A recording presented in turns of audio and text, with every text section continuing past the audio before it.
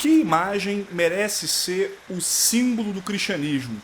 A cruz, como tradicionalmente vemos, ou a mesa? Aproveite para se inscrever no canal e receber todas as notificações assim que postarmos novos vídeos. Olá pessoal, eu sou Davi Boechat e vocês estão no meu canal do YouTube, sejam muito bem-vindos. Nós estamos em 2023, chegando a abril, e no final do ano passado eu fui surpreendido por um vídeo no Twitter, daqueles curtinhos, que traziam um trecho de pregação de um pastor numa grande igreja aqui do estado de São Paulo, onde ele defendia a seguinte ideia: o maior símbolo do cristianismo não é a cruz, é a mesa. E a mensagem que ele passava era a da importância da comunhão. Se a gente for considerar o ano de 2022, bem como 2018 e até 2014, a igreja brasileira sofreu muitas cisões por causa da política. As pessoas pararam de se sentar à mesa, de ter uma boa relação em decorrência disso. As cisões que foram causadas por causa disso não podem ser subestimadas, e elas estão aí em várias partes do país. Esse é um problema real que a gente precisa lidar. E em resposta a isso, muitas soluções estão sendo trazidas assim para ser ressaltada a importância de nós termos na igreja um ambiente mais saudável. Eu vou destacar um livro aqui que está aqui por coincidência. Eu não havia planejado falar sobre ele, que é O Evangelho da Paz e o Discurso de Ódio. É um livro que foi publicado pela editora God's Books, que é do grande jornalista Maurício Zagari, passagem em diversos jornais, é um best-seller, é um autor de muitos livros extremamente vendidos no Brasil e que traz assim uma coleção, uma coletânea de artigos que falam sobre a importância do cristianismo ser contra, dentre outras coisas, como a gente tem visto, o discurso de ódio, né? Como, usando as palavras de Jesus, o nosso discurso pode ser temperado com sal. Iniciativas como essa refletem, e esse livro diz claramente que faz essa digressão por causa do clima político que causou tanta cisão às igrejas ultimamente. Isso é um problema que a gente não tem como negar. Pelo contrário, se você, como eu, acreditava que ele era, no passado, algo assim inferior ao que a gente deve pensar, tire isso da sua cabeça, porque o problema é realmente, talvez na sua realidade não seja, mas ele tem sido real em grande parte do país. Em decorrência disso, iniciativas boas podem vir, momentos de crise podem trazer boas soluções, como podem também gerar reações que são piores ainda, né? É pior a emenda do que o soneto. E eu entendo que essa fala, esse discurso, ele traz uma ruptura muito grave para a igreja. Por quê? Na busca por trazer uma pacificação para a igreja, que é o contexto geral em que esse discurso está inserido, ele rompe com o que deve ser o maior aglutinador da fé cristã, que é a cruz de Cristo. A gente vai fazer uma reflexão rápida, porque o objetivo do vídeo é trazer uma resposta, mas também fazer isso de forma sucinta, no livro de 1 Coríntios. O livro de 1 Coríntios, ele é muito importante na minha vida. Ele é um dos primeiros livros que eu vou, quando começo a me preocupar com teologia, ler com vontade. Acredite. O livro de 1 Coríntios é o primeiro que nos meus estudos eu começo a investir e gastar em livro para conseguir entender melhor e conseguir me relacionar melhor com ele. E prova disso está aqui, né? Eu tenho alguns comentários de Coríntios, não estão todos aqui. Na ocasião da mudança, algumas coisas ficaram para trás e tal, mas eu tenho 3 bons comentários aqui que, assim, abriram os meus olhos, junto com outros materiais, para essa importância dos estudos mais profundos de Bíblia. E eu sou apaixonado por comentários por causa disso, e esses comentários abriram a minha mente para a importância de ler com mais profundidade e tal. Então, quando eu falo de 1 Coríntios, eu falo de um livro que eu gosto muito, e muitas pregações surgiram através dele, tanto no livro de 1 quanto 2 Coríntios. Eu tenho uma paixão por ele, e falar sobre Coríntios para mim é lembrar um pouco do que Deus tem feito na minha vida, né? Desde 2016, 2017, em relação a me aprofundar na palavra de Deus, para de alguma forma aprender e compartilhá-la. Uma coisa interessante que a gente tem em Corinto é que Corinto, bem como a igreja de hoje, estava dividida.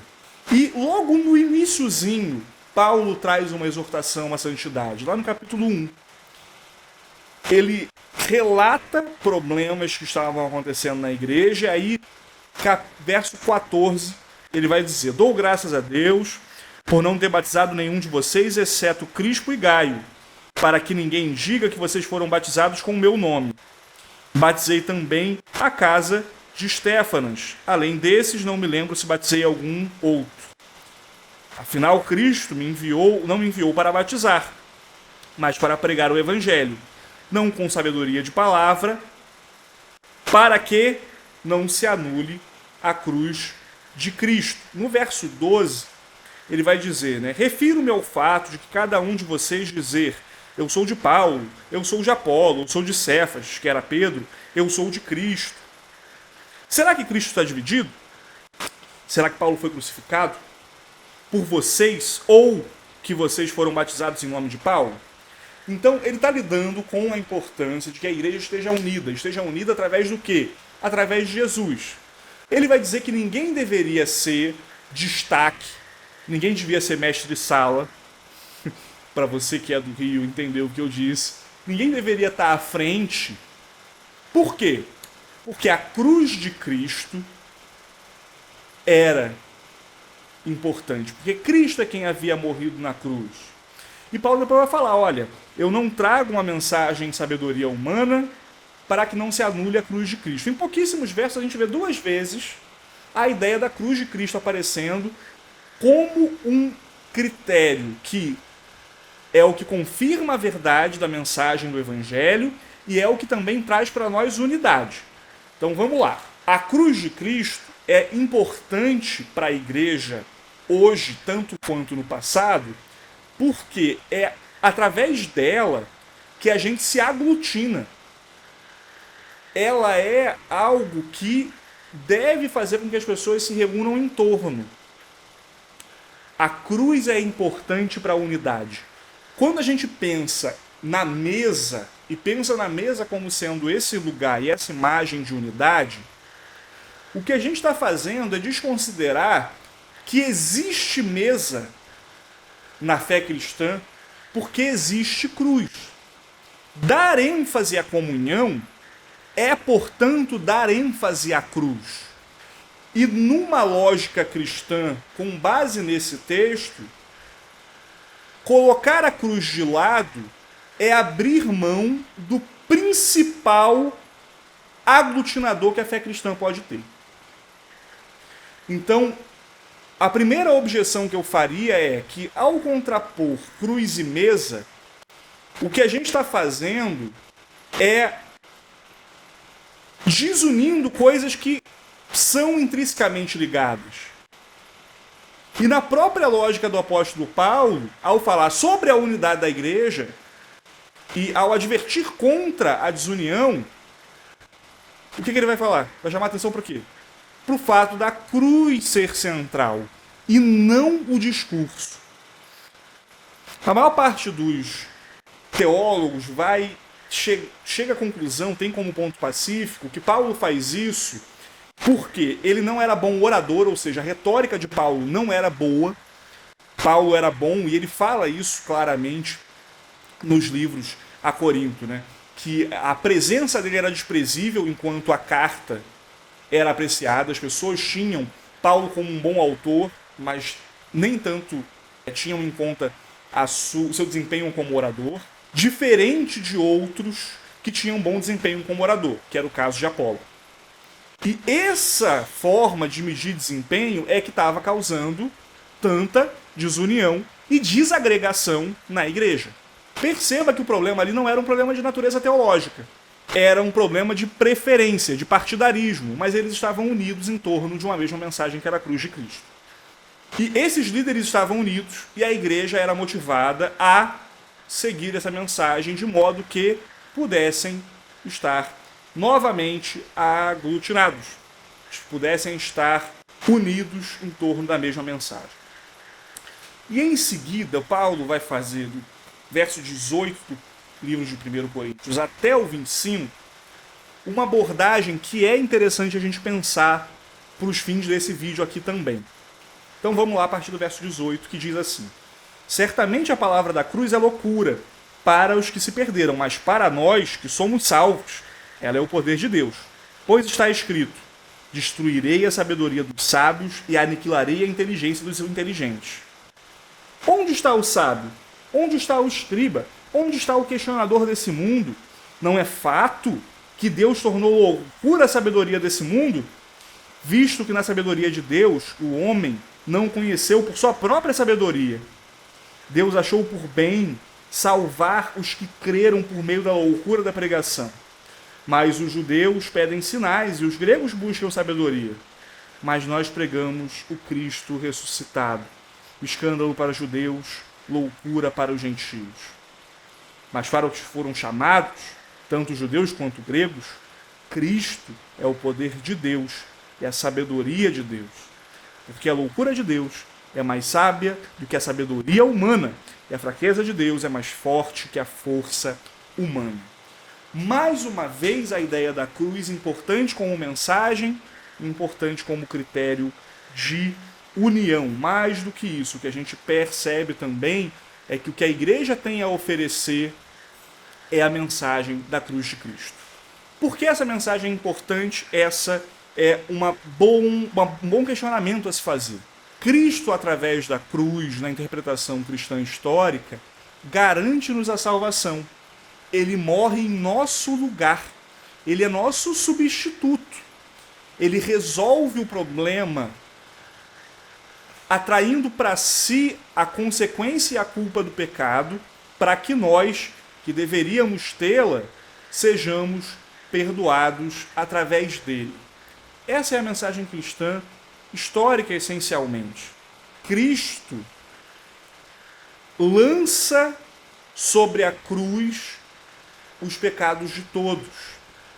As mãos de Cristo sangram pelos atos que nós fizemos. Uma coroa de espinhos é colocada sobre a sua cabeça por causa dos maus pensamentos que nós temos. Os pés deles são atravessados por pregos porque os nossos caminhos são pecaminosos. A cruz é a resposta de Deus para o problema do pecado e é a resposta de Deus para todos os problemas que o pecado gera. E isso também tem a ver com a desunião. Isso também tem a ver com o fato de que as pessoas já não conseguem mais sentar à mesa. Por quê? Porque as pessoas estavam perdendo de vista a cruz.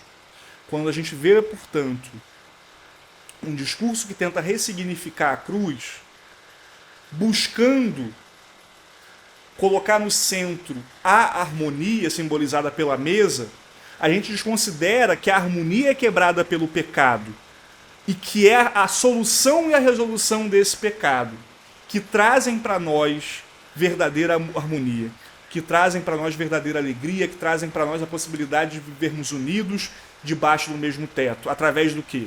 Através da cruz de nosso Senhor Jesus Cristo. A cruz não é um item opcional. A cruz não se torna uma imagem especial por outra razão que não o fato de que através dela Deus nos dá salvação e reconciliação através de Jesus Cristo, que vive perfeitamente e é nosso substituto de forma perfeita. É importante a gente pensar que a cruz na sociedade do primeiro século não era uma imagem adequada, não era uma imagem boa de se pensar. Ela hoje em dia está nos colares, ela está muito bonita nas igrejas, ela representa algo bom para nós 2000 anos depois do evento da crucificação. Mas nem sempre foi assim. Para os romanos, era o pior tipo de sentença de morte. Ela sequer poderia ser sofrida por um cidadão romano. Era para os piores crimes e para as piores pessoas. Era algo que sequer deveria ser mencionado. E é transformado o significado da cruz pelos seguidores de Jesus, porque eles não podem negar o evento histórico da cruz e da ressurreição. Portanto, quando a gente começa a pensar em substituir outra coisa, como o que foi proposto, a imagem da mesa e da harmonia, como substituição para a cruz, a gente está indo por um lado que historicamente é insustentável dentro do cristianismo, e mais do que isso, é uma negação da única coisa que pode trazer harmonia real para a vida da igreja. A nossa união é em torno da cruz, e isso não é pouca coisa.